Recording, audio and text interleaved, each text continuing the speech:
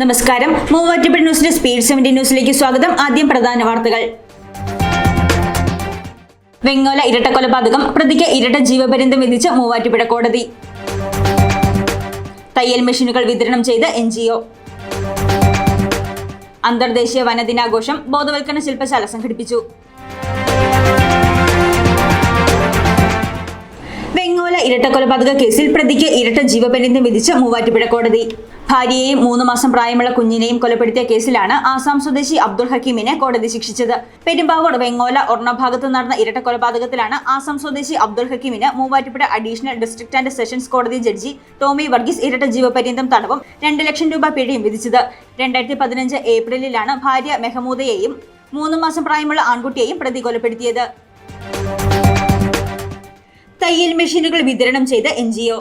സ്ത്രീകളുടെ ശാക്തീകരണവും ഉന്നമനവും ലക്ഷ്യമിട്ട് തയ്യൽ മെഷീനുകൾ വിതരണം ചെയ്ത് NGO.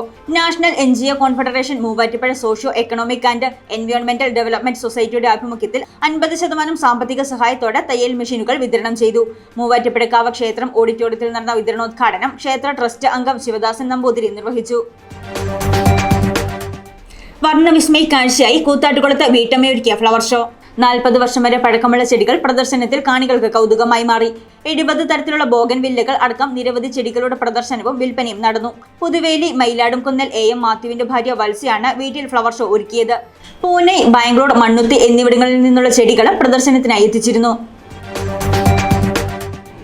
അന്തർദേശീയ വനദിനാഘോഷ ബോധവൽക്കരണ ശില്പശാല സംഘടിപ്പിച്ചു.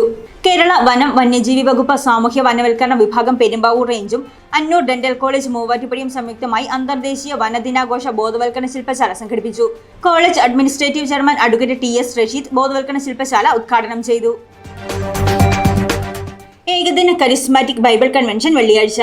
കലൂർ വിൻസെൻഷൻ ആശ്രമ ദേവാലയത്തിന്റെ ഏകദിന കരിസ്മാറ്റിക് ബൈബിൾ കൺവെൻഷൻ വെള്ളിയാഴ്ച രാവിലെ 9:15 മുതൽ വൈകിട്ട് 3:30 വരെ നടക്കുന്ന കൺവെൻഷന് ഫാദർ മാത്യു നായക്കംപറമ്പിൽ VC നേതൃത്വം നൽകും. സ്പീഡ് ന്യൂസ് പൂർണ്ണമാകുന്നു. നമസ്കാരം.